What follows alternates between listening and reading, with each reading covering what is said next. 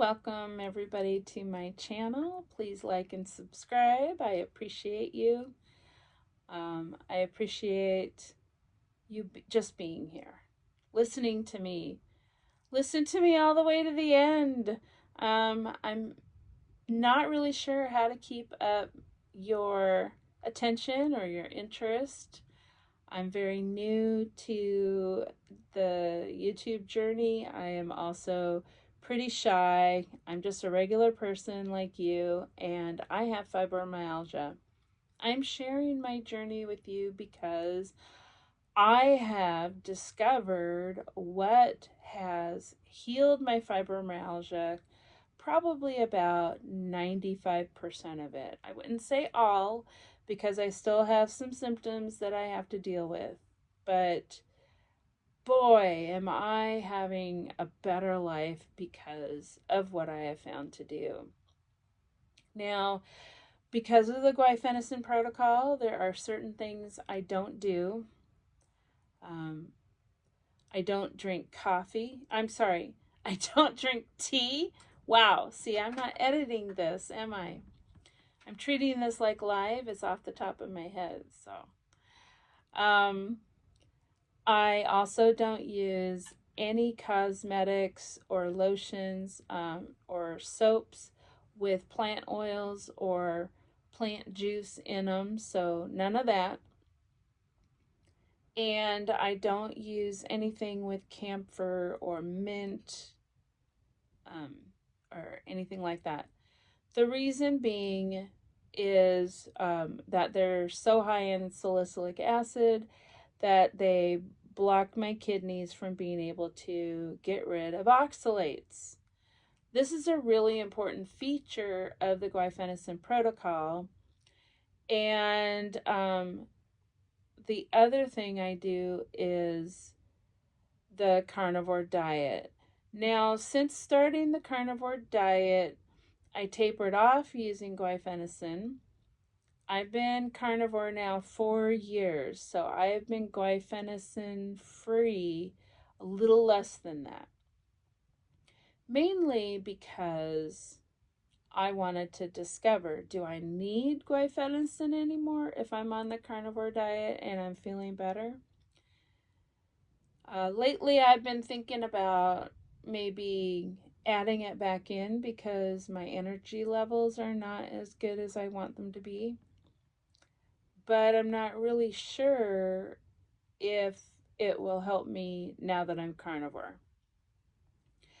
I have made a commitment to eating the carnivore way because it is the #1 way to get rid of inflammation in my body.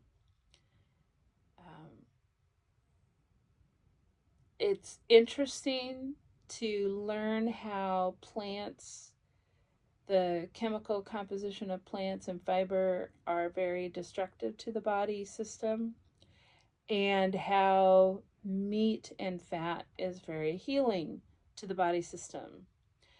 So in this video, I wanted to tell you what I eat and what kind of recipes I follow for the carnivore diet. I don't follow any recipes. There's absolutely no need for a recipe book for the carnivore diet. If you are doing research on the carnivore diet and you see an ad pop up for a recipe book, do not bother. Because here's the simple fact about carnivore. You're eating meat and fat. And those are the two ingredients. So however, what combination you have of meat and fat is up to you, really. So some nights I use ground beef and bacon. So I'll put bacon in the bottom of the pan, and then I'll put the fresh ground beef over that, and I'll salt it really good. Squash it down so it's not like really a meatloaf, but more like a smash burger. Stick it in the oven, go get ready for bed while it's baking. Maybe scroll or read something, do some stretching exercises, blah blah blah. And then dinner's done, and I take it out of the oven, and I use whatever glass pan I have and eat right from that instead of trying to put it onto a dish. Um, of course, it's hot, so I've got a towel and hand mitts, you know, just trying to keep it simple. Keeping it simple is really important with fibromyalgia because you don't have the strength that you should, and you don't have the energy that you should for making dinner. So I have found really easy ways to make my dinner. And on carnivore, I eat once a day. If I get hungry during the day, then I'll eat like a tablespoon or half a one of butter. I know that sounds gross, and it should be actually, because the grossness of butter, plus the satiety of butter, what meaning it satisfies the body's need for the moment, really kills the cravings for food I shouldn't be eating. And plus puts gremlin back in its place. Gremlin, I say gremlin. Ghrelin, or there's a hormone that comes out when the body wants to eat, and it gives you the grumbling in the stomach, and it tells you eat, eat, eat, eat, eat. And maybe, maybe my body really does need more food, or maybe it just needs a pat of butter. So if that satisfies it, then I know I'm fine. I'm fine. I could wait till dinner. And the reason I want to wait and just have that one meal a day is for autophagy. Autophagy is very healing, and your body goes into autophagy about 12 hours of fasting, and it will still get into autophagy when you're eating butter. So it still happens, and it's great. It's a great way to get rid of the dead cells from the body, and also all the things that, whatever toxins are in the body that the body wants to get rid of. So that's why I eat only one meal a day. Let's see, what else do I make? Sometimes I want to have eggs. So sometimes I just I crack open 4 eggs on top of all of that and bake it in the oven. Just like that. And I eat my eggs with my beef and bacon. Sometimes I will add spice. But I got to be careful with that, because if it causes any joint pain, then I know I got to stop it, because most spices have oxalates in them. And as a fibromyalgic, my concern is that we are highly sensitive to oxalates, and so we got to cut it out. I recommend a low oxalate diet. I do have links in the description below on a couple articles about low glycemic food and low oxalate food. I'm also working on putting a chart together so that it's all on one list. All the low oxalate food that are also low on the glycemic index and low carb.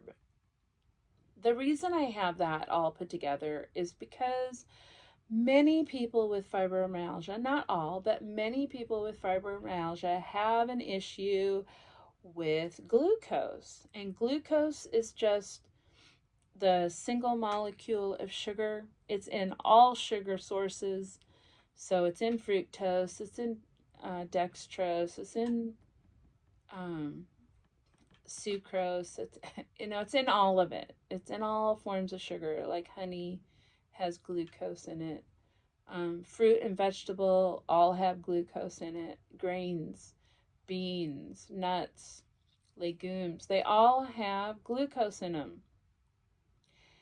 And if you're eating a high glucose, high oxalate diet, you are causing more problems for your body than you need to.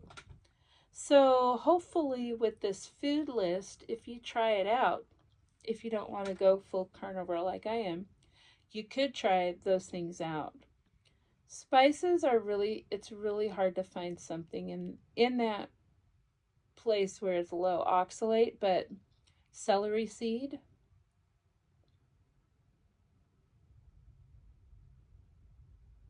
I think pumpkin powder, but that it doesn't really have that much flavor.